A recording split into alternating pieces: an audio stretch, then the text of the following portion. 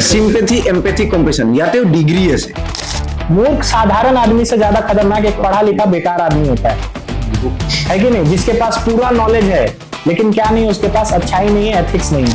মই IAS হম বুলি ভাবি আছিলো, কিন্তু মই এতিয়া অলপ IPS-ত মোৰ ইন্টাৰেষ্টটো আহিছে।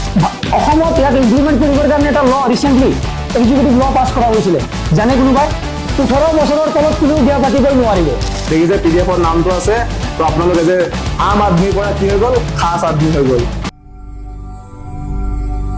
নমস্কাৰ, কালিও আমাৰ এটা সেশন হ'ল, ইয়াতে ৱৰ্কশ্বপ আপোনালোকে এটেণ্ড কৰিছে, গম পাইছে কি হৈ আছে কি নাই হোৱা। তো কথাটো হৈছে যে APSC আৰু UPSC আমি কিয় কৰিব লাগে বা কিয় কৰিব নালাগে। আপোনালোক এতিয়া মাষ্টাৰ্ছৰ কোনটো চেম? সেকেন্ড চেম, সকলো সেকেন্ড চেম মিক্স আছে। আচ্ছা, তো কি হয়, যেতিয়া আমি মাষ্টাৰ্ছ কৰি থাকো বা যেতিয়া আমি গ্ৰেজুৱেশ্যন কৰি থাকো, তেতিয়া কি হয়, আমাৰ ভৱিষ্যতটো কি হ'ব তাৰ কাৰণে আমাৰ বহুত প্ৰশ্ন আহে, হয় নহয়, যে আমি কি কৰিম ইয়াৰ পাছত। যাৰ একাডেমিক্সত যাব মন আছে, যিসকলে প্ৰফেচাৰ হ'ব মন আছে, নেট বা স্লেট দিব লাগে আৰু পাছ কৰি পেলাই প্ৰফেচাৰ হ'ব লাগে, হয় নহয়, PhD কৰিব লাগে। তো মই ইয়াৰে pass out Guwahati university history ডিপাৰ্টমেণ্টৰ, ঠিক আছে। তো কথাটো হৈছে যে আজিকালি চবতে কম্পিটিশ্যন বহুত হাই, কম্পিটিশ্যন প্ৰত্যেকটো জেগাত কম্পিটিশ্যন আছে। PhD কৰিব গ'লেও আমি বহুত এটা লম্বা প্ৰচেছ। তাতো এতিয়া এইবছৰ চৰকাৰে কৈছে যে এইবছৰৰ পৰা কি হ'ব, এছিষ্টেণ্ট প্ৰফেচাৰৰ কাৰণে এক্সাম হ'ব, আৰু পেটাৰ্ণটো কি হ'ব, APSC পেটাৰ্ণত, ঠিক আছে। APSC পেটাৰ্ণত এই বছৰৰ পৰা যিসকল এছিষ্টেণ্ট প্ৰফেচাৰৰ কাৰণে এপ্লাই কৰিব বিচাৰিব, তো তেওঁলোকেও সেই APSC পেটাৰ্ণ অনুসৰি এক্সাম দিব লাগিব। খালি তাত এটা থাকিব যে তেওঁলোকৰ যিটো ছাবজেক্টত তেওঁলোকৰ মাষ্টাৰ্ছ থাকিব, সেই মাষ্টাৰ্ছত তেওঁলোকৰ এখন পেপাৰ থাকিব। বাকি যিখিনি subject as a whole APSC candidate বিলাকে যিখিনি পঢ়ে, তো তেওঁলোকৰ কাৰণে সেম থাকিব। তো যদি আমি APSC কাৰণে পঢ়ো, আমাৰ দুটা অপশ্যন খোল খাই যাব, যে আমি যদি আমাৰ প্ৰফেচাৰ হ'ব মন আছে, যদি এছিষ্টেণ্ট প্ৰফেচাৰ কৰিব বিচাৰো, এছিষ্টেণ্ট প্ৰফেচাৰ হ'ব পাৰো, প্লাছ প্ৰশাসনিক বিষয়া আমি হ'ব পাৰো, ঠিক আছে। তো প্ৰশাসনিক বিষয়া এজন কিয় হ'ব লাগে, বা আমি কিয় এছিষ্টেণ্ট প্ৰফেচাৰ, কাৰণ চাওক, এজন প্ৰশাসনিক বিষয়া আৰু এজন এছিষ্টেণ্ট প্ৰফেচাৰৰ চেলাৰী আকাশ পাতাল পাৰ্থক্য, ঠিক আছে। এছিষ্টেণ্ট প্ৰফেচাৰে যিমানটো পাব, সেইটো এজন ACS বা APS পাবলৈ 5 বছৰ বা 3 বছৰ কষ্ট কৰিব লাগিব, তাৰ পাছত সেই চেলাৰীটো পাবগৈ, ঠিক আছে, পে স্কেল পাবগৈ। কিন্তু সমাজ সেৱা, ঠিক আছে, আমি APSC বা UPSC এই কাৰণে নকৰো যে আমি আণ্ডাৰ দ্য টেবুল পইচা ল'ম, ঠিক আছে।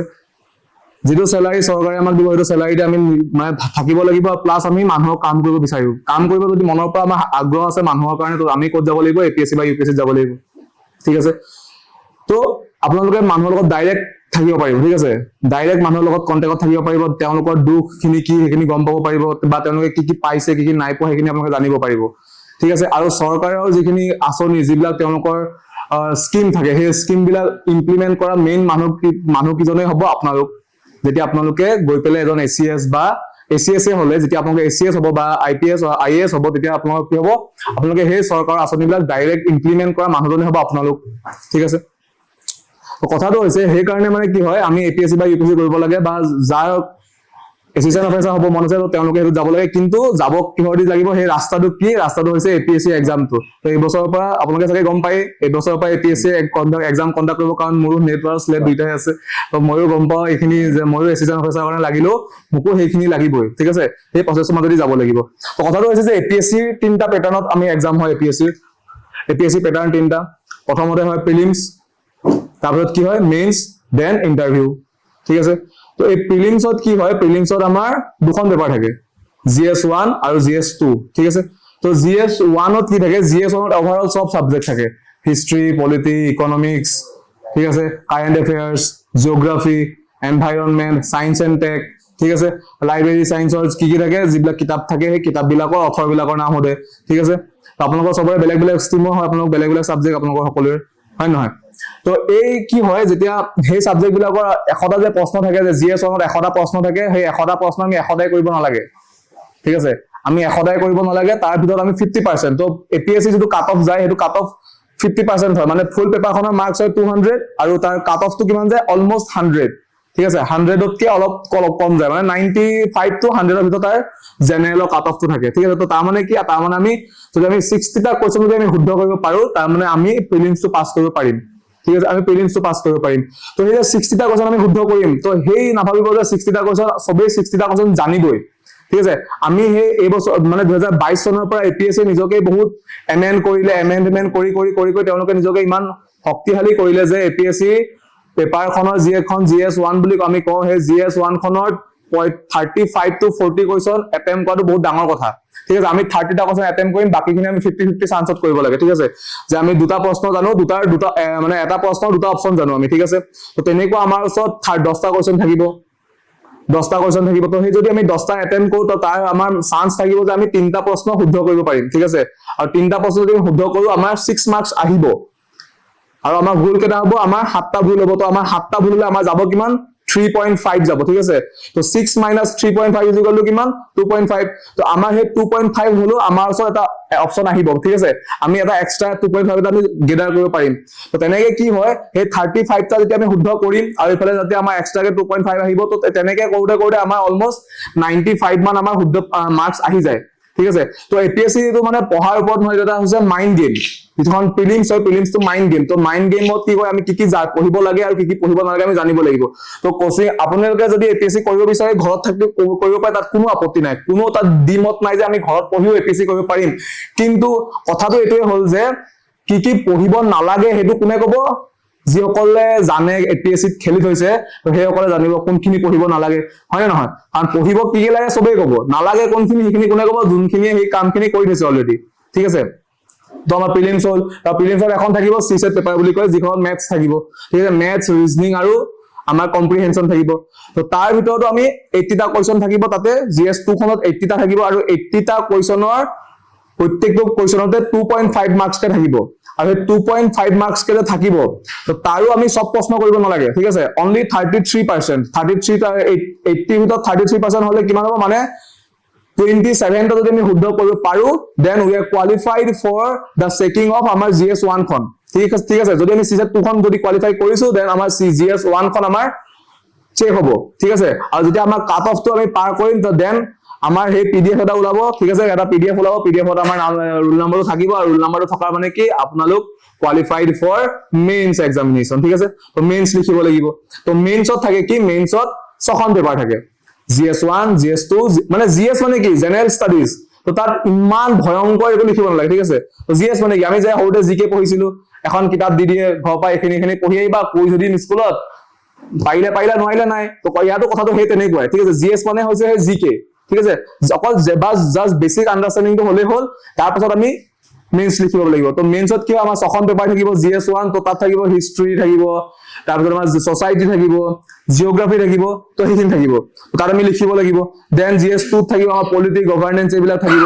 তো তেনেকে আমাৰ 6খন পেপাৰ থাকিব। তো সেই 6খন পেপাৰত কি হয়, 6খন পেপাৰটো আমাৰ 1700 মাৰ্কসৰ পেপাৰ হয়। ঠিক আছে, তো সেই তাৰ ভিতৰত আমি 900 পালে হৈ যায়, না 800 মান পালেও হৈ যায়। এইটো মানে ডিপেন্ড কৰে যে ষ্টুডেন্ট খিনিৰ ওপৰত। ঠিক আছে, যদি যেনেকে আমাৰ কাট অফ, যেনেকে আপোনালোকে ইউনিভাৰ্চিটি এডমিশ্যন ল'বৰ কাৰণে যোনে হাইষ্ট পায় তাৰ পৰা কাট অফটো কেলকুলেট হয়, ঠিক তেনেকে ধৰণে সেম APSC টো হয়। তাৰপিছত যেতিয়া মেইনছ যেতিয়া আমাৰ কোৱালিফাই হ'ব, দেন আমাক কলিং লেটাৰ আহিব ক'ৰ কাৰণে, ইণ্টাৰভিউৰ কাৰণে। আৰু ইণ্টাৰভিউ পাছ কৰিলে আপোনালোক ৰাতি শুব, আপোনালোকে এজন জেনেৰেল মানুহ হিচাপে আপোনালোকে ধৰক ৰাতি গম নাপালে যে আমাৰ ৰিজাল্ট দিছে বুলি, ৰাতিপুৱা লগৰতে ফোন কৰিছে যে ভাই ৰিজাল্ট দিলে, চেক কৰচোন কি হৈছে, দেখিছে PDF-ৰ নামটো আছে, তো আপোনালোকে যে আম আদমিৰ পৰা কি হৈ গ'ল, খাস আদমি হৈ গ'ল। ঠিক আছে, ৰাতিটোৰ ভিতৰতে আপোনালোকৰ কি হ'ল, কিসমতখন খোল খাই যাব। ঠিক আছে, তো এইটোৱে হৈছে প্ৰচেছ। তো এই প্ৰচেছটোত যদি আমি যাওঁ, তো এই প্ৰচেছটো আমাৰ ক্লিয়াৰ হৈ যায়। তো ক্লিয়াৰ হ'ব কি, কেনেকে হ'ব, যে আমি নিজেও পঢ়িব লাগিব, আৰু যিসকলে আমাক পঢ়ুৱাই তো তেওঁলোকৰ কথা আখৰে আখৰে মানিব লাগিব। যেনেকে আমাৰ ইউনিভাৰ্চিটি ছাৰহঁতে যি নোটছ দিয়ে, সেইখিনি নোটছ পঢ়ি যাওঁ, পাছ কৰিম, যদি নপঢ়ো তেতিয়া কিয় পাছ নকৰো। ঠিক তেনেকুৱা ইয়াতো হয়। ঠিক আছে, ঠিক তেনেকুৱা ইয়াতো হয়। তো আমাৰ কি হয়, আমাৰ নিজৰ আমাৰ চবৰে এক্সপিৰিয়েঞ্চ আছে, 3-4 বছৰৰ এক্সপিৰিয়েঞ্চ আছে। তো আমাৰ কি হয়, আমি যিখিনি নোটছ দিছো, তো আমি তেনেকে আমাৰ বহুত ষ্টুডেণ্ট পাছ হৈও আছে। ঠিক আছে, তো কথাটো হৈছে যে যিখিনি আমি দিম সেইখিনিৰ পৰা পঢ়িলেই হ'ল, আৰু বেলেগ ধৰণে একো পঢ়িব নালাগে, কাৰণ মাৰ্কেটত বহুত বস্তু আছে। ঠিক আছে, মাৰ্কেটত ইমানেই বস্তু আছে যে তোমালোকে পঢ়ি শেষ কৰিব নোৱাৰা। ঠিক আছে, এইখন এখন সাগৰৰ পৰা কেতিয়াবা আমি 1 বাল্টিং পানী লৈ পেলাই শেষ কৰিব পাৰিম জানো? বাল্টিং পানী লৈ পেলাই সাগৰৰ পানীটো আমি শুকুৱাব নোৱাৰো। ঠিক আছে, যিমান কণ পানী আছে সেইকণ পানী দি আমি কি হ'ব লাগিব, গাটো ধুব লাগিব, গাটো ধুই পেলাই আমি শেষ কৰিব লাগিব। ঠিক আছে, তো এইটোৱে হৈছে নিয়মটো। আৰু গোটেই প্ৰচেছ 3টা হৈ যোৱাৰ পাছত ধুনীয়াকে আৰু নিজৰ চাৰ্ভিচত গুচি যাব পাৰিব। ঠিক আছে, কাৰ মন আছে মানে যে মানে চিভিল চাৰ্ভেণ্ট পঢ়িবৰ কাৰণে কাৰ মন আছে, মানে APSC কৰিম বা নকৰো, কাৰ মন আছে কৰিবৰ কাৰণে? মন আছে কৰিবৰ কাৰণে। কিয় মই APSC কি হ'ব মন আছে, মানে কোনটো চাৰ্ভিচত যাব মন আছে? স্যাৰ APSC আৰু UPSC মানে চিভিল সাৰ্ভিসতে যাব মন আছে। গম পাইছো মানে ধৰা সৰুৰ পৰা মন আছে যে মোৰ এজন পুলিচ হ'ম বা মই ACS হ'ম বা মই APS হ'ম, কি হ'ম মানে কোনটো? মই IAS হ'ম বুলি ভাবি আছিলো, কিন্তু মই এতিয়া অলপ IPS মোৰ ইন্টাৰেষ্টটো আহিছে। IPS হয় বঢ়িয়া। তো মানে কি হয় তোমাৰ IAS হ'ব দিবৰ কাৰণে আমি UPSC দিব লাগিব। ঠিক আছে, তো পেটাৰ্ণ সেম, APSC আৰু UPSC পেটাৰ্ণ সেমে থাকে। ঠিক আছে, পেটাৰ্ণটো সেম থাকে, বাস UPSC হলে কি হয় আমি ইউনিয়নত যাব লাগিব, মানে আমি এজ এ গোটেই ইণ্ডিয়াখনত যাব লাগিব। ঠিক আছে, তো আমি গোটেই ইণ্ডিয়াখনত যাব লাগিব। আৰু APSC হলে কি হ'ব আমি অকল নিজৰ ৰাজ্যতে থাকিলে হ'ল। ঠিক আছে, বাকি আমাৰ ছাৰে ক'ব, বিশাল ছাৰে ছাৰক ক'ব কাৰণে অনুৰোধ কৰিলো। Thank you sir. तो जैसा कि कल पूरा ऑलमोस्ट तो पूरा आइडिया क्लियर हो गया, आज का सेशन का बस ये उद्देश्य है, मतलब टारगेट है कि आपको मैं कुछ प्रीवियस ईयर क्वेश्चन पेपर दिखाना चाहता हूं और उसके बाद APSC और UPSC में डिफरेंस क्या है वो मैं बताना चाहता हूं। तो आप अगर ये क्वेश्चन आप पढ़िए, ये क्वेश्चन है पिछला प्रीलिम्स में आया हुआ क्वेश्चन। आप अगर देख रहे होंगे, क्वेश्चन दिखाई दे रहा है वहां से आप लोगों को? Yes sir. थोड़ा ये जो है ना, ये अब दिख रहा होगा, ये अब दिख रहा है। ये क्या लिखा हुआ है कि if RBI decide to adopt an expansionist monetary policy, which of the following would it not do? मतलब एक्सपांशनरी कोई है जो इकोनॉमिक्स यहाँ पढ़ा है? इकोनॉमिक्स अच्छा ठीक है, कोई बात नहीं। तो इसका आंसर आप दे पाओगे, अगर नहीं भी दे पाओगे तो कोई बात नहीं, ठीक है। आप एक बार क्वेश्चन पढ़िए और समझने का कोशिश करिए। आप क्या है कि if the RBI decide to adopt an expansionist monetary policy, which of the following would it not do? मतलब expansionist monetary policy का मतलब क्या हुआ? एक्सपांशनिस्ट मॉनिटरी पॉलिसी का मतलब क्या होता है? जब मनी सप्लाई इंक्रीज करेगा और डिमांड जब बढ़ाना होगा तो एक्सपांशनिस्ट पॉलिसी अपनाना पड़ेगा। ठीक है, तो ये बोल रहा है कि अगर एक्सपांशनिस्ट पॉलिसी यानी कि मार्केट में मनी का सप्लाई इंक्रीज करना है तो इनमें से दिया हुआ ऑप्शन में से ये क्या चूज नहीं करेगा? आरबीआई नहीं करेगा। तो ऑप्शन क्या है कि cut and optimise this SLR को कट करेगा बोल रहा है। और उसके बाद क्या है कि इंक्रीज द MSF, और तीसरा क्या है cut the bank rate and repo rate. तो इसमें सिंपल सा, अगर आप इकोनॉमिक्स में थे तो थोड़ा बहुत आइडिया तो होगा, लेकिन नहीं है तो मैं आपको इजीली एक्सप्लेन कर देता हूं कि इसमें जो SLR है, SLR क्या होता है? Statutory liquid ratio.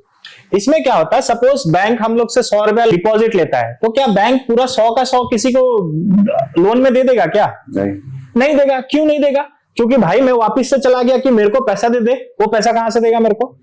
नहीं दे पाएगा ना।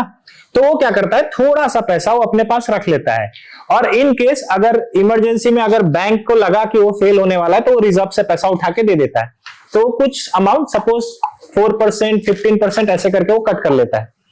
तो सपोज अगर आज आरबीआई 100 रुपया में 15% वो जो बैंक है वो 15% अपने पास रखता है, बाकी लोन दे देता है। तो अगर हम लोग एसएलआर को कट कर देगा, मतलब 15 की जगह 10% कर देगा, तो इसके पास, इसका मतलब क्या हुआ, बैंक के पास पहले 85 रुपीज वो लोन देता था, अब अगर 10% एसएलआर हो गया तो अब कितना दे पाएगा वो? 90 रुपीज। तो इसका मतलब वो 90 रुपीज जब लोन दे पाएगा तो मार्केट में सप्लाई इंक्रीज हो जाएगा कि नहीं? पैसा का हो जाएगा कि नहीं? तो इसका मतलब अगर एक्सपांशनिस्ट करना है तो ये वाला पॉलिसी तो अपनाएगा। तो इसका मतलब ये स्टेटमेंट गलत हो गया। क्यों? क्योंकि ये बोला है कौन सा नहीं करेगा, ये तो करेगा ही। फिर जब हम लोग दूसरा पढ़ेगा, cut and increase the MSF. MSF क्या होता है? एमएसएफ एक रेट है, मार्जिनल स्टैंडिंग फैसिलिटी, जिसमें आरबीआई जो है वो बैंक को लोन देता है। तो एमएसएफ को इंक्रीज कर दिया, मतलब बैंक को जो लोन दे रहा था वो रेट इंक्रीज कर दिया। सपोज पहले वो 5% में दे रहा था, तो बैंक खूब पैसा ले रहा है और खूब पब्लिक में बांट रहा है। आरबीआई बोला कि नहीं अब 10% लेगा, 10% लूंगा, तो लोन महंगा हो गया ना। अब लोन जब महंगा हो गया तो बैंक उससे लेगा? नहीं लेगा। बैंक जब उससे नहीं लेगा तो क्या वो पब्लिक को देगा? नहीं देगा। तो इसका मतलब मार्केट में मनी सप्लाई डिक्रीज हो गया। तो अगर एक्सपांशनिस्ट करना है तो ये करेगा क्या? नहीं करेगा। तो आंसर इसका एक्चुअली यही है 2। और उसके बाद अगर 3 देखे तो cut the bank rate and repo rate. Bank rate वही रेट है जिसमें बैंक आरबीआई बैंक को लोन देता है। तो पहले अगर 10 रुपया है, बैंक लोन नहीं ले रहा है आरबीआई से, तो आरबीआई बोला कि भाई एक काम कर 5% में दे रहा हूं, ले ले। अब तो बैंक पूरा लेगा धड़ल्ले से, और उसके बाद वो पूरा पब्लिक को पैसा बांटेगा। तो पब्लिक को पैसा बांटेगा तो ये भी एक्सपांशनिस्ट हो गया। तो इसका मतलब इसका आंसर सिर्फ 2 है ओनली। अब अगर आप लोग को ये कंसेप्ट समझ आया कि नहीं, मेरे को एक बार क्लियरली बताइए। अगर आया तो भी बताइए, नहीं आया तो भी बताइए। क्योंकि मैं इसलिए बोल रहा हूं कि एक डेमो टाइप का मैं आपको प्रेजेंटेशन दे रहा हूं कि क्वेश्चन ऐसा ही आता है। बस हम लोग को क्या है, थोड़ा सा दिमाग लगाना है और उसके बाद इसका आंसर देना। अगर यही सेम चीज इकोनॉमिक्स, कोई पॉलिटी बैकग्राउंड से है क्या? यहाँ पे मैं और चीज करना चाहता हूँ। जैसे एक वस्तु ये पहले वाला क्वेश्चन में, अभी यहाँ पे खेल है। अगर आपको पता लग गया कि पहला वाला स्टेटमेंट अगर करेक्ट है ना, बट नॉट डू बोला, तो पहला statement according the question wrong है। तो पहला वाला स्टेटमेंट अगर रॉन्ग है तो एलिमिनेट किया जा सकता है। हाँ, तो ये एलिमिनेशन भी होता है इसमें। तो देखिए प्रीलिम्स पूरा माइंड गेम है। नॉलेज तो एक हद तक रोल प्ले करेगा, लेकिन क्या होगा कि आपका जो पूरा जो माइंड का माइंडसेट जो है कि आप क्वेश्चन को कैसे अप्रोच कर रहे हैं वैसा। फिर उसके बाद ये पॉलिटी का क्वेश्चन सिंपल सा, राइट टू प्राइवेसी किसके अंडर प्रोटेक्टेड है? आर्टिकल 21 पता है सबको, है कि नहीं? तो ऐसा ही क्वेश्चन आएगा, कुछ मुश्किल नहीं होगा। अब बात ये आता है कि हम लोग को एपीएससी करना है या यूपीएससी करना। अब मैं कर रहा हूं, तो एपीएससी करना है या यूपीएससी करना है। तो सिंपल सा पैटर्न आपको अगर प्रीलिम्स का दिख रहा होगा, तो प्रीलिम्स का अगर आप सिलेबस देखें तो दोनों का सिलेबस ऑलमोस्ट सेम है। क्या है कि both exam use prelims as a ruthless screening mechanism. Screening मतलब क्या? यूपीएससी में 50,000 मतलब 5 लाख 10 लाख बच्चा फॉर्म भरता है, तो उसमें 5 लाख अपियर करता है। लेकिन जब एक बार प्रीलिम्स आता है उसमें मोस्टली 10 से 15,000 बच्चा आगे मेंस के लिए जाता है, उसके बाद सारा को एलिमिनेट कर देता है यूपीएससी में। और एपीएससी में 60 to 70,000 फॉर्म भरता है। उसके बाद जब प्रीलिम्स होगा तो प्रीलिम्स में मोस्टली 3,000 बच्चा सेलेक्ट करेगा। ये क्या है? प्रीलिम्स का स्क्रीनिंग। इसको बस आप क्रॉस करेंगे, इसका कोई वैल्यू नहीं, इसका मार्क्स ऐड भी नहीं होगा, लेकिन हाँ कट ऑफ क्लियर करना है अगर आपको आगे जाना है। फिर जब मेंस आएगा तो मेंस में मेन कट ऑफ का जो मार्क्स है वो बनेगा कि मेंस में आप कितना अच्छा आंसर लिख रहे हैं और कितना डिटेल में लिख रहे हैं, कि आपका जो आंसर है वो एग्जामिनर को कैसा अच्छा लग रहा है। ये आएगा प्रैक्टिस से। आंसर राइटिंग ही मेन चीज है इसका। अगर क्लियर करना है तो आप सिंपल आंसर लिख के भी क्लियर कर लेंगे, लेकिन रैंक चाहिए टू बी इन आईएएस और आईपीएस, आपका आंसर बहुत अच्छा होना पड़ेगा। अब ये अच्छा कब होगा? प्रैक्टिस से। Practice makes the man perfect, not women. सही है क्या? ये एक्चुअली कहावत ही गलत है। Practice makes the human perfect होना चाहिए, लेकिन थोड़ा पुराना टाइम में पेट्रियार्कल सोसाइटी था तो तब से चल रहा है, लेकिन अभी तो हम लोग तो ऐसा नहीं है। तो हम लोग क्या यूज करेंगे? Practice makes the human perfect. तो आंसर राइटिंग जब हम लोग करेंगे तो प्रैक्टिस से हम लोग का आंसर सही होगा एकदम, मतलब 100%। और 1 साल के अंदर या 1.5 साल के अंदर अगर आप पूरा एकदम रिगरसली मेहनत करें, मतलब कुछ भी नहीं छोड़ के, घोड़ा का रेस को दौड़ते हुए देखा है आप लोग? मतलब जो रेस होता है घोड़ा का, उसमें एक आग के सामने ऐसा कुछ लगा देता है ना उसका, जो घोड़ा रेस में दौड़ता है। क्यों? वाई? ताकि वो सिर्फ आगे देखे। हाँ, ताकि उसको उसका गोल नजर आए, उसको आसपास कुछ नजर ना आए।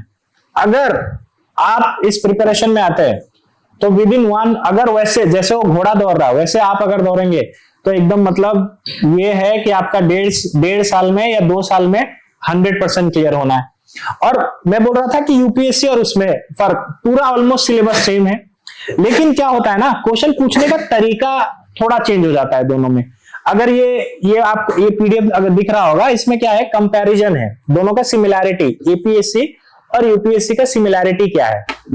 तो आपको अगर ये चाहिए तो मैं भेज दूंगा, आप एक बार पढ़ लीजिए, कोई बात नहीं, मैं आपको बाद में भेज दूंगा, ताकि एपीएससी और यूपीएससी में डिफरेंस और एक चीज क्रिएट करता है ऑप्शनल सब्जेक्ट।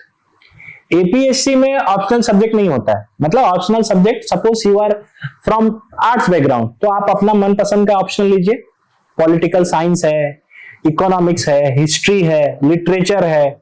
अगर आप कॉमर्स बैकग्राउंड से हैं तो कॉमर्स एंड अकाउंटेंसी है, वो ले लीजिए। अगर आप मैथ्स से हैं तो आप मैथ्स ले लीजिए। अगर आप फिजिक्स से है तो फिजिक्स ले लीजिए, उसमें पूरा ऑप्शन अवेलेबल है। और उसमें क्या होता है, यूपीएससी में और 2 सब्जेक्ट ऐड होता है मेंस में, एक होता है इंग्लिश कंपलसरी और दूसरा मॉडर्न इंडियन लैंग्वेज। ये 2 सब्जेक्ट जो है ना, ये पास करना पड़ता है सिर्फ, इसका मार्क्स कोई ऐड नहीं करता, लेकिन ये क्वालिफाई करना पड़ता है। ये 2 चीज एपीएससी में नहीं है। और एक चीज एपीएससी में नहीं है, उस लेवल का डेप्थ नहीं खोजता है जो यूपीएससी खोजता है। एपीएससी क्या करेगा, नॉर्मली आपको आंसर पूछेगा, जैसे कॉलेज पूछता है ना क्वेश्चन, वैसा ही आंसर एपीएससी में चाहिए होगा। लेकिन यूपीएससी में क्या है, थोड़ा सा परफेक्शनिस्ट की तरफ जाता है वो लोग, कि जो परफेक्ट आंसर लिख रहा है, जो स्ट्रक्चर में, सपोज आपके पास बहुत सारा इंफॉर्मेशन है और आपको मैं बोला कि भाई मेरे को 5 मिनट में बता दे, you know everything about anything, आपको पता है 1 घंटा का लेक्चर दे दोगे, लेकिन मैं आपको पूछूं कि वो चीज मेरे को 5 मिनट में समझा दो, तो वहां डिफिकल्टी आ जाता है। आपको पता है कि 1 घंटा में बता दोगे, लेकिन वही मैं चीज पूछूं कि 5 मिनट में बता दो, तो दिक्कत आ जाएगा। तो यूपीएससी बोलता है एमआईएल में मतलब किसी भी मॉडर्न इंडियन लैंग्वेज एक में देना होगा। हाँ, एक में कोई भी आप एसएमएस भी चूज कर सकते हैं। जो 22 शेड्यूल लैंग्वेज है ना इंडियन कॉन्स्टिट्यूशन में, बोडो, एसएमएस, तमिल, तेलुगु, कन्नड़, सब किसी में भी देना है तो आप दे सकते हैं। एपीएससी में वो नहीं, एपीएससी में नहीं है। एपीएससी में नॉर्मली सिंपल 5 जीएस का पेपर है, जीएस पेपर 1, जो कि सेम है, यूपीएससी के लिए भी सेम है, एपीएससी के लिए भी। जीएस पेपर 1 में आपसे पूछा जाएगा ज्योग्राफी, इंडियन सोसाइटी और इंडियन हिस्ट्री, और उसके बाद आपका जो वर्ल्ड हिस्ट्री एपीएससी में नहीं है, लेकिन यूपीएससी में वर्ल्ड हिस्ट्री भी पूछता है। फिर जीएस पेपर 2 में देखेंगे तो आपको मिलेगा पॉलिटी, गवर्नेंस। गवर्नेंस मतलब एक सरकार या एक व्यवस्था है, ब्यूरोक्रेसी कैसा है, प्राइम मिनिस्टर, या गवर्नेंस का मॉडल कि सरकार कैसे चलाया जाता है। फिर दूसरा क्या है, सोशल जस्टिस। सोशल जस्टिस में आपका जैसे पॉवर्टी कैसे इराडिकेट करना है, एजुकेशन में वुमेन्स का डेवलपमेंट कैसे करना है, तो ये सोशल जस्टिस का पार्ट। उसके बाद इंटरनेशनल रिलेशन, जैसे आज अगर आप न्यूज में देखे होंगे कल, तो क्या है कि प्राइम मिनिस्टर 5 कंट्री का दौरा पे गया है। अब हम लोग के पास कितना बड़ा चैलेंज है एज ए इंडिया। आप अगर इंडिया सोचे कि यूएसए के साथ भी हम लोग को रिलेशन मेंटेन करना है, और साथ में ईरान के साथ भी करना है, और रशिया के साथ भी करना है। तो ये हम लोग का, कभी हम लोग 2 दोस्त का जब झगड़ा हो जाता है तो हम लोग बीच में फंस जाता है कि कौन सा दोस्त का फेवर ले, इसका ले या उसका। वो बोलता है तो यदि यार लोग कथा पतो मूल लोग ना पति भी होता है कि नहीं। तो फिर India as a country USA को भी मेंटेन करना है भाई, रशिया को भी करना है। तो ये चीज तो कितना बड़ा लेवल, और फिर भी इंडिया मेंटेन कर रहा है, क्यों? Because of this bureaucracy. और वो जो आईएफएस जो सिलेक्ट होता है ना, इंडियन फॉरेन सर्विस, वो यूपीएससी से ही आता है। अब उनके पास इतना टैलेंट कहां से है? जीएस पेपर 2 इंटरनेशनल रिलेशन पढ़ा, इतना ज्यादा जो नॉलेज गेन किया उसके। और फिर जीएस पेपर 3 में क्या है, इकोनॉमिक्स है, साइंस एंड टेक्नोलॉजी भी है वहां। साइंस एंड टेक्नोलॉजी मतलब application of science and technology, कि कौन सा जो नया वो आया, जैसे कोविड के टाइम में कोरोना से बहुत क्वेश्चन पूछा है कि ये वाला वैक्सीन कैसे काम करता है, माइक्रो आरएनए क्या है, ऐसे करके बहुत सारा क्वेश्चन पूछा। उसके बाद इन्वायरमेंट से क्वेश्चन पूछता है। आज के टाइम में जैसे अभी दीपोर बिल में पेड़ काट दिया, तो अगर कोई अच्छा परफेक्शनिस्ट आदमी जो इन्वायरमेंट पढ़ता, वो कुछ और रास्ता अपनाता ना। तो इसीलिए गवर्नमेंट क्या चाहता है, कोई ऐसा आदमी आए जो इन्वायरमेंट का एकदम सटीक जो नॉलेज है उसके पास हो, ताकि जब वो ब्यूरोक्रेसी में आए तो कुछ ऐसा डिसीजन या ऐसा पॉलिसी ले सके जहां हम लोग इन्वायरमेंट को लेस हार्म पहुंचाए। देखिए डेवलपमेंट है तो फिर इन्वायरमेंट के साथ थोड़ा तो कलेश होगा ही, डेवलपमेंट भी जरूरी है, पॉवर्टी है, पॉवर्टी को हटाना है। तो हम लोगों को क्या एज अ ब्यूरोक्रेट्स क्या काम करना चाहिए कि डेवलपमेंट वर्सेस इन्वायरमेंट नहीं होना चाहिए, डेवलपमेंट विथ इन्वायरमेंट होना चाहिए। तो ये चीज वहां पढ़ाया जाएगा। फिर उसके बाद उसमें रहेगा इंटरनल सिक्योरिटी।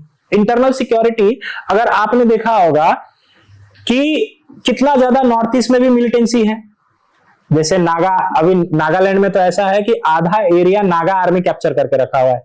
फिर सेंट्रल इंडिया में माओइज्म था, जो नक्सलिज्म जो है ना, अभी तो खत्म हो गया है। उसके बाद जम्मू एंड कश्मीर में कितना चैलेंजेस है, तो ये चीज इंटरनल सिक्योरिटी में पढ़ाया जाए। उसके बाद क्या है, disaster management. Disaster management, earthquake आता है, लैंडस्लाइड आता है, उसके बाद फ्लड आता है। ये सारा चीज को कैसे मेंटेन करना है, ये सारा चीज बताएगा। अब आपको सारा नॉलेज तो दे दिया, आपके पास बहुत नॉलेज है। ओसामा बिन लादेन को जानते हो सब लोग? हाँ, है कि नहीं? बढ़िया आदमी था ना। एजुकेशन उसका बहुत बढ़िया था, he was highly educated, engineer था और बहुत ज्यादा आईक्यू भी था उसके पास, लेकिन उसके पास क्या नहीं था? एथिक्स नहीं था। इसीलिए तो वो भाई 2 प्लेन लेके एकदम गेम की तरह घुसा दिया एक बिल्डिंग में।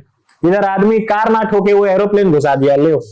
हाँ, उसमें मरने वाला वो आदमी कैसे ट्रेन किया कि वो उसके लिए, भाई ओसामा बिन लादेन हम आपके लिए जान दे दे। इधर आदमी फ्री में बुखार नहीं देता, वो जान ले लिया। कितना ज्यादा टैलेंटेड आदमी होगा कि किसी से जान ले लिया वो, है कि नहीं? लेकिन वही अच्छा चीज में यूज नहीं किया। एक मूर्ख साधारण आदमी से ज्यादा खतरनाक एक पढ़ा लिखा बेकार आदमी होता है कि नहीं? जिसके पास पूरा नॉलेज है लेकिन क्या नहीं, उसके पास अच्छाई नहीं है, एथिक्स नहीं है। वो ऐसा अपना जो नॉलेज का, जो एजुकेशन का वो इस्तेमाल करेगा, उसको कोई पत्ता नहीं देने सकेगा। तो इसीलिए यूपीएससी और एपीएससी क्या बोला कि ये लोग को नॉलेज तो दे दिया है, ये लोग को अब एथिक्स देते हैं। तो जीएस पेपर जो 4 है,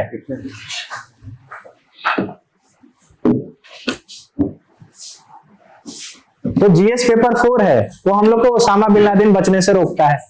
बोलता है कि भाई तेरे पास नॉलेज है, अब इसको अच्छा काम के लिए यूज कर।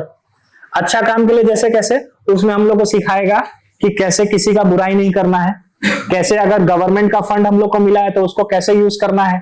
तो पूरा जो एथिक्स, जैसे अब सपोज हम लोग किसी का घर में गया, उसका गेट बंद था, हम लोग ने गेट खोला, उसका जो काम था वो वापिस आ गया। अब हम लोग को गेट बंद करना है या नहीं? वापिस जब आते वक्त गेट बंद करना चाहिए ना या नहीं? उसका करना चाहिए। ये कहीं लॉ है क्या कि गेट बंद करना? अगर हम लोग नहीं भी करता तो भी कोई फर्क नहीं पड़ता, वो खुद कर लेता। लेकिन हम लोग अगर कर रहा है तो ये हम लोग का एथिक्स है कि भाई कोई फिक्स लॉ नहीं है लेकिन हम लोग फिर भी कर रहा है, तो क्या ये एथिक्स है। तो वैसे ही गवर्नमेंट, जब एक सरकारी आदमी जब काम करता है ना, उसके पास बहुत सारा चॉइस होता है कि गेट ना बंद करो। कि अगर सपोज कॉन्ट्रैक्ट दिलाना है, अपना भांजा को दिला दिया, अपना भतीजा को दिला दिया, घर का पैसा घर में ही, तो ये सारा चीज को रोकता कौन है? GS paper 4। हालांकि आदमी लोग तो पढ़ के फिर भी आंसर बढ़िया बढ़िया लिख लेता है। ये अभी रिसेंट केस हुआ था पूजा सिंघाल का। इसमें क्या हुआ था, ये इसे नया आईएएस बनी ही थी, इसके घर में करीब 800 करोड़ ना कितना रुपया मिला, झारखंड में था, एग्जैक्टली फिगर मेरे को याद नहीं। अब बताइए, ये इसने पूरा पहले सरकार के बारे में पूरा पढ़ा कि कहाँ लूप होल है। अब वो लूप होल को फिल करने की जगह उसने वहां से अपना पैसा निकाल लिया। हाँ, तो एथिक्स तो है, लेकिन अगर क्या फायदा अगर नॉलेज का एप्लीकेबल ही नहीं हो। तो फिर हम लोग को क्या एथिक्स पढ़ना है और उसको अप्लाई भी करना है रियल लाइफ में। तो अब ये पेपर तो हो गया 4 पेपर। अब एक पेपर और आता है ऐसे। अगर मैं आपसे एक दिन में आपके साथ रहा या आप मेरे साथ रहे तो आप उतना ही जान पाओगे जितना मैं आपको बताना चाहता हूं, कि या आप मेरे को उतना ही बताओगे जितना आप चाहते हो कि मैं जानूं। अगर मैं आपसे एक दिन मिला तो आपको लगेगा अच्छा ठीक है, मैं तो अपना बेस्ट ही दिखाऊंगा ना उस दिन। लेकिन मैं आपके साथ 1 महीना रहा तब आपको तो पूरा सच्चाई मेरे को पता चलेगा आपको कि मैं अच्छा आदमी हूं या खराब हूं। तो वही ऐसे है, आपको जब आंसर लिखना होगा 1 पेज का तो आप बढ़िया बढ़िया लिख दोगे, लेकिन वही जब ऐसे में बोलूं कि 16 पेज लिख तो आप 2-3 पेज में तो झूठ बात लिखोगे, लेकिन उसके बाद जब बाकी का जब पेज आएगा तो आपका अंदर का चीज बाहर आएगा कि आप क्या सोचते हैं। अब जैसे वुमेन का डेवलपमेंट का ऊपर, ठीक है, पेट्रियार्कल सोसाइटी के बारे में आया, आपसे एक बार पूछा तो नहीं पेट्रियार्की नहीं होना चाहिए, एकदम खिलाफ। अब जब आप 1 पेज लिख के खत्म हो जाओगे तो उसके बाद फिर जब आप लास्ट में जब लिखोगे, अगर आपका पेट्रियार्कल माइंडसेट है तो आप क्या लिखोगे कि नहीं लड़की को तो घर में ही होना चाहिए। हाँ, हम लोग ऑफिस जाएगा, वो लोग चाय बनाएगा, है कि नहीं, हम लोग तो दिन भर काम करता है, वो लोग को घर में काम करना चाहिए। तो यहाँ पे आपका रियल जो चेहरा है वो आएगा ना। तो ये कौन दर्शाता है? ऐसे देखिए कितना अच्छा ब्यूटीफुली डिजाइंड है ये यूपीएससी का एग्जाम, ताकि एक आदमी एकदम जो उसके अंदर जो बेस्ट है वो दे सके सोसाइटी को। तो मतलब आप एक बार एटलीस्ट ये सिलेबस देखिए, आप पूरा पेपर का आप सिलेबस पढ़िए और उसके बाद फिर एक बेहतर इंसान बनने का देखिए। और एक चीज बताना चाहता हूं, जैसे अभी अग्निवीर स्कीम आया, अग्निवीर के बारे में पता है सबको? सबको पता है ना अग्निवीर? पहले आर्मी में क्या था, फुल सर्विस दिया था, तो अब 4 साल के लिए ही है कि 4 साल बाद आप रिटायर हो। ये क्यों, इसका मेन एम क्या है? एनीबॉडी नोस कि इसका मेन एम क्या था? नहीं अभी जैसे ईरान और उसके बीच में जब वॉर हुआ था इजराइल के बीच में, वहां पे आपने ध्यान दिया होगा, ना तो एयरफोर्स यूज हुआ, ना तो सोल्जर जो फुट सोल्जर है, ना नेवी। वहां क्या यूज हुआ था? Drone missile. अब जब ड्रोन और मिसाइल का जब आने वाला टाइम में, अभी तो ऐसा आ रहा है कि बीम से, लेजर से एरोप्लेन गिरा रहे हैं ये, तो क्या हम लोग को आर्मी का जरूरत पड़ेगा क्या फुट सोल्जर का? नहीं पड़ेगा। और आने वाला 20 साल में तो ऐसा हो जाएगा कि पाकिस्तान भी रोबोट बना रहा है, हम लोग भी रोबोट बना रहा है। न्यूज में आएगा कि पाकिस्तान का 20 रोबोट शहीद, हम लोग का 2 रोबोट शहीद। ऐसा हो सकता है कि नहीं? हाँ, तो इसका मतलब क्या है कि आने वाला 20 साल बहुत, ये जो एआई का जो एरा है ना, ये बहुत चैलेंजिंग एरा है। तो मैं आपको ये नहीं बोल रहा हूं कि आप यूपीएससी करिए, लेकिन हाँ, इस टाइम में आप ऐसा स्किल गेन कर लीजिए जो आपको भले कितना ही एआई क्यों ना आ जाए, कितना ही ऑटोमेशन क्यों ना, आपका नौकरी ना खा सके, वो आपका नौकरी ना खा सके। आप कुछ अभी जैसे डिजाइनर का ये सारा जो पीपीटी है ना, ये जो है, ये आज से अगर मैं 2 साल पहले किसी से बनवाने जाऊं ना, तो बोलेगा भैया 500 रुपया लगेगा एक पीपीटी का। अभी चैट जीपीटी को दिया, ऐसी बना दिया हो, उसका तो नौकरी गया। अगर आप वही टाइम में वही स्किल में रहेंगे तो आपका हो सकता है 20 साल बाद बीवी छोड़ के चला जाए, पति छोड़ के चला जाए। क्यों? क्योंकि आप काम ही नहीं कर रहे हो कुछ। हो सकता है कि नहीं? तो आप अभी का टाइम में ऐसा स्किल गेन करिए जो आपका आने वाला जीवन को वो आपका साथ में रहे। तो इसमें से एक परफेक्ट जॉब है सरकारी नौकरी। सरकारी नौकरी भी कब, कौन सा होना चाहिए? बड़ा लेवल का। जब बनना ही है, सपना देख रहा है ना अभी तो हम लोग, जब सपना ही देखना है तो अभी ऊपर लेवल का ट्राई करते हैं, है कि नहीं? जब करना ही है तो क्यों छोटा मोटा पे रुके, जब करना ही है तो, है कि नहीं? तो आप लोग से मतलब अभी देखिए, आपको अगर सिलेबस में कुछ डाउट है या कुछ वैसा कुछ पूछना है तो आप मेरे से पूछिए, या कोई भी सर से हम लोग का पूछिए। अगर आपको लगता है कि हम लोग कहीं और आपका डाउट है कुछ में, तो आप पूछ सकते हैं। Anyone feel free to ask about the pattern of examination. Syllabus যদি কিবা বুজি পোৱা নাই, যিখিনি ভাষাৰে ক'লে বা কিবা ডাউট আছে, বা কিবা প্ৰিসাপজিশন আছে, প্ৰি কনসেপশন কিবা এটা আছে, তোমাৰ এইটো বস্তু ক্লিয়াৰিফাই কৰিব বিচাৰে। और you can also ask about जेनसाइन, कि हम लोग क्या आपको दे सकते हैं, या अगर आपको ज्वाइन करना है तो हम लोग को ही क्यों ज्वाइन करें, है कि नहीं? तो वो उसमें अगर आपको लगता है कि वहां पे भी कुछ डाउट है, क्योंकि देखिए अभी मार्केट में इतना ज्यादा कोचिंग हो गया है, सब एक दूसरे को कंपटीशन में है कि भाई वो लोग ऐसा, मतलब देखिए अभी ऐसा हो गया है ना कि आपका सपना से वो लोग अपना घर भरना चाहता है। अभी ऐसा ही माहौल है। जब हम लोग भी था तो कौन सा कोचिंग में एडमिशन ले, कौन सा में ना ले, किसी में जाए किस में ना जाए। फिर जब गया तो हम लोग को पता चला जो स्टूडेंट का जो मेन प्रॉब्लम है वो तो रिजॉल्व हो ही नहीं रहा है। आप अगर सपोज मैं आपको एक बात बताऊं कि एक कोचिंग सेंटर में सारा बच्चा वही है, तो रैंक कहां से आएगा? वहीं से आएगा। अब जब वहां से रैंक आएगा तो वो रैंक को देख के बाकी सारा बच्चा फिर वहीं चला जाएगा। लेकिन क्या हो रहा है, जो स्मार्ट बच्चा है, जो कि थोड़ा सा पढ़ने में ज्यादा स्मार्ट है, वो तो क्लियर कर ही लेगा, वो कोचिंग नहीं भी लेता तो क्लियर कर लेता है। लेकिन वहां पे क्या हो रहा है, उसका कॉस्ट किसको भरना पड़ रहा है? जो एक एवरेज स्टूडेंट है या थोड़ा सा कमजोर रहा है पहले पढ़ने में, वो उसको कॉस्ट भरना पड़ेगा। क्योंकि टीचर क्या करेगा, वही टॉपर पे ध्यान देगा कि भाई यही रैंक दिलाएगा, रैंक आएगा तो एडमिशन आएगा, है कि नहीं? साइकिल बनता है। तो एक इनका जो वर्चुअस साइकिल बन चुका है, एक्चुअली देखा जाए तो वर्चुअस साइकिल मतलब सब कुछ अच्छा हो रहा है तो अच्छा चलते जा रहा है, पैसा आ रहा है। तो हम लोग क्या सोचा है, जेनसाइन में बहुत कम स्टूडेंट का बैच बनाएंगे, मोस्टली 30-40, उससे ज्यादा नहीं। उससे क्या होगा कि हम लोग एक दूसरे का नाम तक जान पाएंगे कि अच्छा ये मेरा स्टूडेंट है, इसको ये प्रॉब्लम है। आंसर राइटिंग जब चेक किया जाएगा तो आपको पर्सनली बता देगा कि भाई यहाँ पे एक डायग्राम चाहिए होगा, ये वर्ड नहीं यूज करना, ये सिंपल हो गया, थोड़ा सा गैप रख के करना या पैराग्राफ में करना, वैसा तक आपको गाइड कर पाएंगे।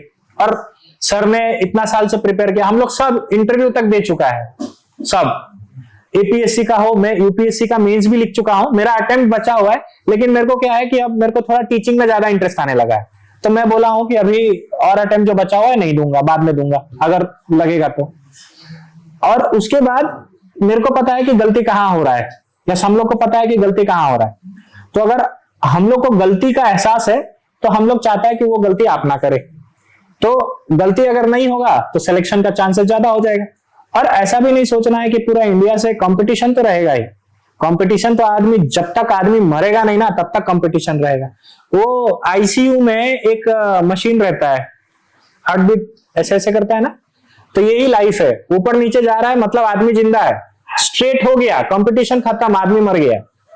तो वो मशीन एक्चुअली लाइफ शो कर रहा है, ऊपर नीचे, कभी हाई फेज भी आएगा जीवन में, लो भी आएगा, हाई भी जाएगा, लो भी जाएगा, लेकिन अगर सीधा हो गया तो आदमी मर गया, है कि नहीं। तो सेम चीज है लाइफ में, कंपटीशन रहेगा, आपको क्या है, आपका 100% देना है। गीता में भी लिखा हुआ है ये बात कि आप अपना जो ड्यूटी है वो करिए, रिजल्ट का टेंशन मत लीजिए। रिजल्ट तो आप अगर मेहनत कर रहा है तो ऑटोमेटिकली आपके पास आना ही है। ठीक है, फिर आप लोग अगर कुछ पूछना चाहते हैं तो पूछ सकते हैं, और बाकी का जो सर कुछ अगर बचा हुआ है तो सर बताएंगे। Thank you sir. Good evening everyone. सारे যিখিনি সিলেবাস কভার করিলে, সারে ইউপিএসসির সিলেবাস মোস্টলি কভার করিলে, এই সিলেবাসত এটা আৰু এটা পোর্শন এপিএসসিৰ কাৰণে থাকি গ'ল, সেইটো মই কভাৰ কৰোঁ। দ্যাট ইজ জিএস পেপাৰ 4 লৈকে সারে কভাৰ কৰিছে, আৰু যদি আমি এপিএসসি দিবলৈ যাওঁ তেতিয়াহ'লে আৰু এটা পেপাৰ আমি এক্সট্ৰা পাম, যদি ইউপিএসসিত নাথাকে এপিএসসিত থাকে। That is the GS paper 5।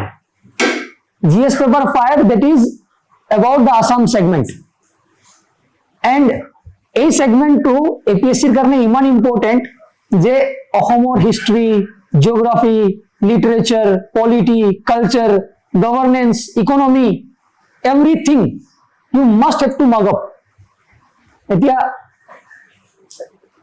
সারে যিখিনি কলে গোটেইখিনি কথা সারবোৰে কলেই, মই মাজত এটা কথা ক'বলৈ বিচাৰো যে আনসার রাইটিং এইটো এনেকুৱা এটা স্কিল হয়, আনসার রাইটিং এটা স্কিল যে মই সব জানো, মই অসমৰ জিঅগ্ৰাফি জানো, হিষ্ট্ৰি জানো, লিটাৰেচাৰ কালচাৰ সব জানো, কিন্তু ইয়াতে আপুনি কিমান জানে সেইটো নুসুধে।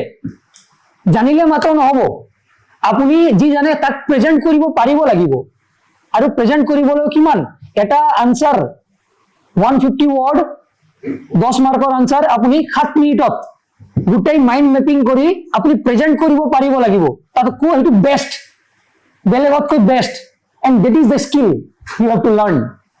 সেই স্কিলটো যদি আপুনি, বহুতখিনি ষ্টুডেণ্ট আমি দেখা পাইছো যে ছাৰ মই জানো, মই যদি সুধো আধা ঘণ্টাত ধুনীয়াকৈ বুজাই দিব পাৰিব, এইটো আছিল প্ৰব্লেম, এইটো হয় সলিউশ্যন, সময় ল'ব সেইটো বুজাই দিবৰ কাৰণে, কিন্তু that is the competition. Competition ইয়াতে আছে যে সেই আনসাৰটো আপুনি কৰিবৰ কাৰণে আধা ঘণ্টা সময় নাপায়, আপুনি সেই আনসাৰটো কৰিবৰ কাৰণে মাত্ৰ 6.5 মিনিটৰ পৰা 7 মিনিটহে সময় পায়, and that is the competition you have to compete there। আৰু আজি মই বেলেগ নকওঁ, আজি আপুনি ঘৰত যাওক আৰু এটা কুৱেশ্যন নিজে ওলাওক, আপোনাৰ সাবজেক্ট যি পঢ়ি আছে আজি যি পঢ়িলে সেই প্ৰশ্নৰ উত্তৰ লিখিবলৈ চেষ্টা কৰক, আৰু টাইমাৰ লগাই চেষ্টা কৰক কিমান সময় লাগে, যি পঢ়ি আছে কিমান সময় লাগে, তাৰ পিছত আপুনি নিজে এনালাইজ কৰিব পাৰিব যে আপুনি আৰু কিমান প্ৰেক্টিছ কৰাৰ উচিত। কিয়নো it is not about just to know, it is not about just to gather the information আজিকালি এআইৰ যুগ হয়, মানে ইনফৰমেশন কত নাপাম আমি, গুগল, আপোনালোকে তো সম্ভৱ মিসইউজও কৰি আছে चैट जीपीटी ना, इसका आंसर क्या है चैट जीपीटी कोई दिए, किंतु भूल करे, बहुत बार भूल करे, जाने ने चैट जीपीटी का काम वो नहीं है, चैट जीपीटी का काम कुछ अलग है, रीअरेंज करने का काम है, उसका आंसर बताने का काम नहीं है। जिकिन हक আজি ইনফরমেশনৰ যুগ, ইনফরমেশন যত পাব পারে আপনি, দুনিয়ার ইনফরমেশন अवेलेबल, কিন্তু the task is that how you will assemble this information, that is the task। আৰু তাৰ কাৰণে এদিনত নহব, আপুনি প্ৰেক্টিস কৰিব লাগিব ডেইলি, আনসাৰ ৰাইটিং প্ৰেক্টিস। কেতিয়াবা আনসাৰ লিখি পাইছে, এতিয়াতো লিখেই সম্ভৱ, এনেই সিভিল সার্ভিসৰ কেতিয়াবা প্ৰশ্ন দেখা পাইছে নে, কেতিয়াবা এনেই कोई मेंस का पेपर है कैसा नहीं, ठीक है। तो प्रश्न যেতিয়া এটা আনসার কৰে তো আপুনি এটা ওয়েল স্ট্রাকচার্ড ম্যানারত আনসার লিখিব লাগিব ন, যেনেকৈ আমি নেই প্র্যাকটিস কৰাও, যেতিয়া এটা যিকোনো আনসার প্ৰথমে তাক ইন্ট্রোডিউস কৰিব লাগিব, इंट्रोडक्शन। যদি আপোনাক খুদা হৈছে যে what is uniform civil code ना, इसका इम्प्लीमेंटेशन क्या है असम में, किस तरीके से इसको इम्प्लीमेंट किया जा रहा है असम में, तो प्रथमे আপনি ইন্ট্রোডিউস কৰিব লাগিব। यूनिफॉर्म सिविल कोड মানে হল অমুক না, the constitution of India article 44 says that, ঠিক আছে।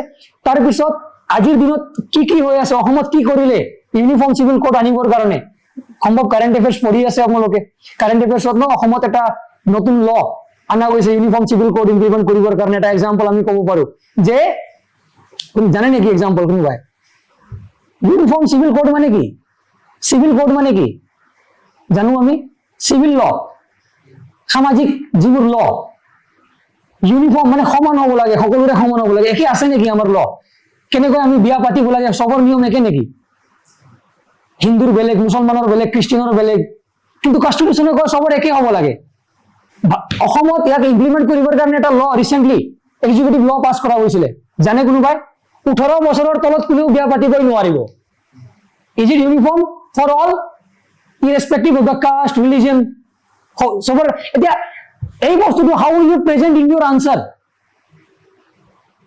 আনসাৰত কোনটো শব্দ কিৱৰ্ড হয় আন্ডাৰলাইন কৰিব লাগিব সো সি আমি বহু বস্তু জানিব পাৰো আৰু বহু বস্তু নাজানিবও পাৰো what a mentor can do যোৱাকালিও কৈছিলো মই what a mentor can do that আমি বস আপোনাক গাইড কৰিব পাৰিম বাট কিন্তু প্ৰেক্টিস কৰা কাম আপোনাৰ মই ইউপিএসসি এপিএসসিৰ কথাটো ঠিক মই এটা সিম্পল এক্সাম্পল দিম আপোনাক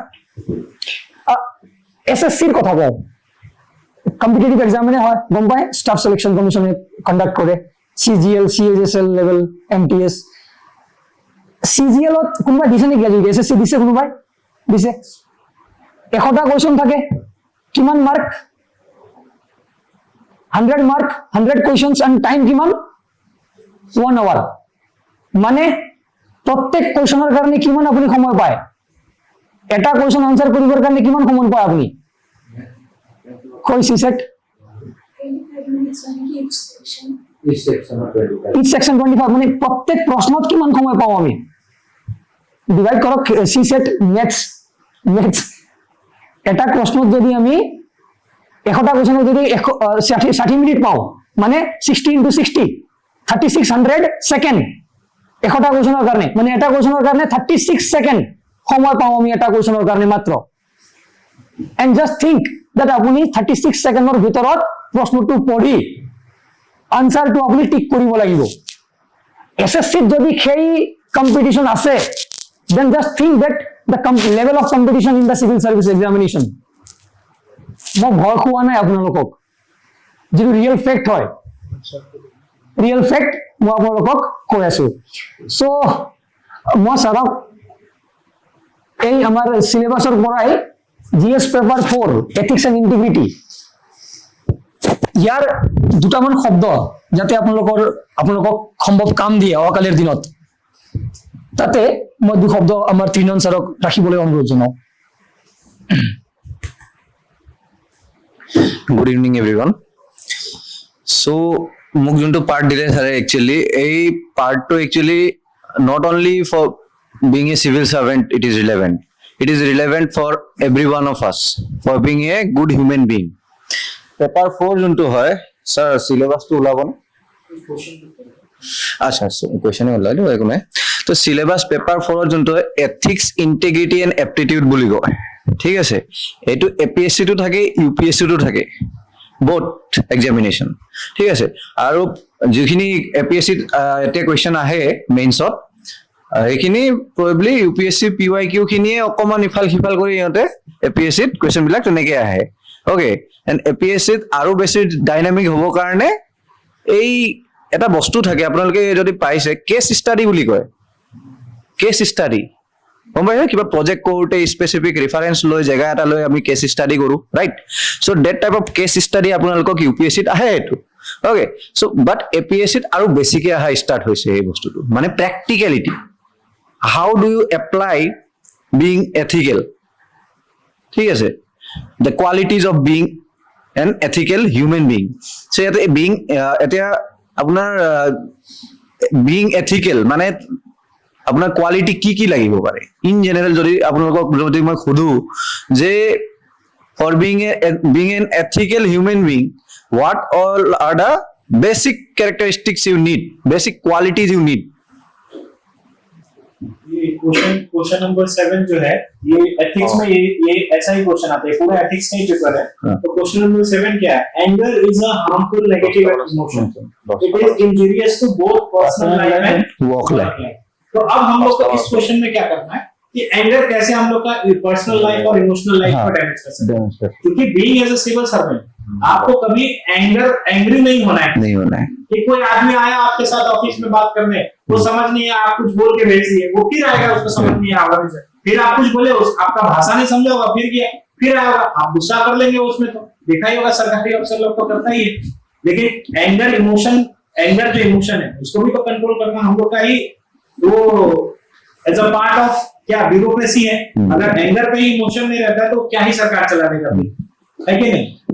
तो और ये तो पर्सनल लाइफ में भी तो इम्पोर्टेंट है। अगर हम लोग अपना किसी भी रिलेशन में मम्मी पापा के साथ किसी के साथ भी है, तो अगर वो कुछ बोल दिया पापा को, हो सकता है हम लोग जो चीज समझ रहे हैं पापा मम्मी को समझ में ना आए, तो इसका मतलब ये थोड़ी है कि आप क्या जानते हैं, आप कुछ नहीं जानते, आप मेरे को गुस्सा मत दिलाइए, ऐसा कर देता है ना हम लोग। लेकिन उससे क्या प्रॉब्लम क्रिएट हो जाता है, हम लोग का जो रिलेशन है वो कमजोर हो जाता है। तो ये सारा चीज एथिक्स में बताया, जैसे सर ने बताया। तो एक बार क्वेश्चन देख लीजिए। तो কওকচোন আপোনালোকে যে what are the basic qualities যোনখিনি আমাক এটা এথিকেল হিউম্যান বিং বনায়? He or she has to be kind. Kind, yes, compassion, Integrity, integrity, Yes. Very good. Integrity meaning to being genuine. Being genuine, Doing the right thing when nobody is watching. Watching you. দুটা বস্তু থাকে, এটা থাকে honesty আৰু তাৰ ওপৰত থাকে integrity. ঠিক আছে? Honesty means I do not tell any lie. I am being honest. ৰাস্তাত পইচা পৰি আছে, কাৰোবাৰ পাছৰ পৰা পইচা 10 টকা এটা পৰিলে, 100 টকা এটা পৰিলে, সবে চাই আছে, মই উঠাই কিনে দি দিলো, বা মোৰ লগৰ ওচৰত আছিলে মই উঠাই কিনে তেওঁক দি দিলো, ৰেসপেক্টিভ অনাৰ। ঠিক আছে? So that's being honest. But integrity যোনটো শব্দ ইউজ কৰিলে, that's totally high level. No one is watching, I am bathing. মই প্ৰিচ কৰো সবকে যে I do not waste water. मैं सबके कहूँ जे do not waste water, wasting water is equivalent to committing a crime. Okay, so I preach in that level. But bathroom muk kuneo dekha nai, I am wasting water, so that's not integrity. Okay, yes, same thing. but moi nije plastic pelai asu, so that's not being integrated. Being honesty ये भी हो सकता है ना कि मैं भाई चोरी किया हूं, मैं ऑनेस्ट हूं, मैं बता दिया था हाँ। चोरी किया, है कि नहीं? तो ऑनेस्ट तो वो भी हो सकता है ना। जैसे जो टेररिस्ट लोग क्या होता है, मार दिया 5-6 को, हाँ। लाइव कैमरा के सामने आके you bloody USA, I am telling you that we kill, तो वो भी ऑनेस्ट है। Honest लेकिन क्या वो इंटीग्रेटेड पर्सन है क्या? हाँ। नहीं, क्योंकि भाई उसने काम ही गलत किया है ना। It's the highest order বুলি ক'ব পাৰি। तो इंटीग्रिटी और ऑनेस्टी में डिफरेंस है। तो ये सारा चीज जो है ना, ये सब चीज हम लोग को पढ़ाया जाता है, सिखाया जाता है। हम लोग सिखाएंगे आप लोग को एथिक्स पेपर में, और कैसे इसको आप लोग पर्सनल लाइफ में, तो obviously you will be a good human being, good, okay, good person, but as well as how you would be more useful to the society. Being compassion, very much important trait of being a civil servant. Compassion, kindness, जेनेके আপুনি ক'লে madam, kindness, কম্পেশন। ঠিক আছে? তিনটা বস্তু থাকে, এটা থাকে সিম্পেথি, এটা থাকে এমপেথি, আৰু এটা থাকে কম্পেশন। যে সিম্পেথি, এমপেথি, কম্পেশন, ইয়াতেও ডিগ্ৰী আছে। ঠিক আছে? সিম্পেথি হল একেবাৰে তলত, যে কাৰোবাৰ কিবা এটা হল, এক্সিডেন্ট এটা হল, মই দেখিলো ওহো এক্সিডেন্ট হল, দ্যাটস সিম্পেথি, বেয়া হল, মানুহজনৰ লগত বেয়া হল। এমপেথি, হোৱাট ইজ এমপেথি? যে মই নিজকে তেওঁ জেগাত চাই কিনে বস্তুটো ফিল কৰিলো, I touched his emotion, I can feel his pain or her pain. Okay, that's empathy. And ta upor thake compassion. Compassion, action component eta ahe na, ION. That means teo je suffer kori ase, moi sympathy korilu, empathy korilu, tar pisot moi goi teo help korilu, I am helping him or her je keneke moi teo suffering to relief korabo paru. That's topmost level. So that's the thing. So civil servant hole, you have to be compassionate, not only sympathy, empathy, but compassion in it. You have to move ahead to help others. Jodiu kuneo eku koa nai, your seniors have not given you any order, go and help, but you should have that power, you should have that courage, and that comes out of compassion. Yes, sir. So that's the thing. Ethics paper at এইখিনি বস্তু আমি discuss কৰো এটা just করে যে this syllabus বহুত ডাঙৰ হয় একচুয়ালি ফাস্ট আছে ঠিক আছে হলো স্যার তো আজি কাৰণে ইয়াতে হেৰি কৰো আৰু আপুনি हाँ हाँ पक्का আৰু ধন্যবাদ ছাৰ আমি দুদিনীয়া এই কৰ্মশালাত আমি বহুখিনি কথা জানিব পাৰিলো আৰু যদিও আমাৰ ছাত্ৰ ছাত্ৰীৰ সংখ্যা কম তথাপিও আমি এইখিনি ছাত্ৰ ছাত্ৰী যদি আমাৰ এইখিনি আপোনালোকৰ যিখিনি কথা আমাক শিকালে আমি সঁচাকৈ যদি এপ্লাই কৰোঁ এইখিনি নিশ্চয় আচলতে সফল হ'ম বুলি আশা কৰিছো আৰু আপোনালোকৰো অনুষ্ঠানটি অৰ্থাৎ জেনচেন একাডেমি আমি উত্তৰ কামনা কৰিছো আপোনালোকৰ যি উদ্দেশ্য লৈ পেলাই যি আচলতে আশা লৈ পেলাই আপোনালোকে আগবাঢ়িছে আশা আপোনালোকে সফল হওক আমি তাতে শুভকামনা জনাইছো আৰু কাৰোবাৰ যদি একো কুৱেশ্যন নাই আজি এই ছেশ্যনটো আমি ইয়াতে সামৰণি কৰিম আৰু কুৱেশ্যন আছে নেকি আৰু কিবা কিবা যদি আছে কৰিব পাৰে কোৰ্চৰ বিষয়ে বা এনি কিবা যদি অসুবিধা হয় আপোনালোকে আমাৰ কন্টেক্ট কৰিব পাৰে हाँ मैसेज करने से भी होगा कोई दिक्कत नहीं है কন্টেক্ট নাম্বাৰটো আছে অফিচতো আহিব পাৰে if you are thinking that you will prepare by yourself okay if you don't want to take coaching doesn't matter you can still call us कि not sir भैया ये दिक्कत हो रहा है सर बोलना है कोई बात नहीं भैया आजा भैया ये दिक्कत हो रहा बता दीजिए तो वी आर रेडी देखिए कोचिंग का मकसद ये है कि पैसा तो सबको चाहिए खाने जिंदा रहना है तो पैसा तो चाहिए ही ना तो हम लोग उतना ही कमाना चाहता है जितना हम लोग का घर चल जाए शादी हो जाए बस नहीं तो बिना नौकरी का तो शादी भी नहीं होगा ना तो उतना ही पैसा कमाना है जहाँ एक अच्छा खासा जीवन जी पाए ज्यादा का लालच नहीं है तो हम लोग का फीस भी बहुत ज्यादा कम है अगर उसमें भी आपको लगता है कि आपका फीस अगर थोड़ा सा प्रॉब्लम है तो आप हमारे पास आइए बोलिए कि मैम मेरा ऐसा ऐसा प्रॉब्लम है हम लोग उसमें भी डिस्काउंट कर देंगे अगर उसके बाद भी आपको लगता है कि हम लोग कोचिंग नहीं ले सकता है तो आप प्रिपेयर करिए खुद से और उसके बाद हम लोग से आप जो हेल्प लेना है हम लोग है आपको पूरा एकदम और जब तक है तब तक आपका सिलेक्शन नहीं हो जाता तब तक ওয়ান মোর ইনফরমেশন এতিয়া আমাৰ এই ক্ৰেশ কোৰ্স চলি আছে এবাৰৰ এপিএসসি প্ৰিলিমছৰ কাৰণে ঠিক আছে অনলাইন মোডতো চলি আছে and offline মোডতো ক্লাছৰুমত আহি any participant if you want to come and attend the classes offline live আপোনালোকে কালিৰ পৰা আহিব পাৰে okay once you just make a call যে কৰি ল'ব ক্লাছটো কেইটা বজাত শিডিউল হৈছে একচুয়ালি ক্লাছবিলাক অলপ শিডিউলটো আগে পিছে হৈ আছে সেইকাৰণে এবাৰ কল কৰি দিব okay everyone is welcome.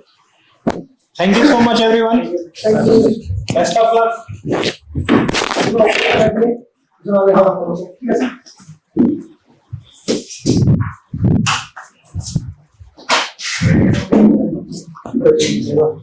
you.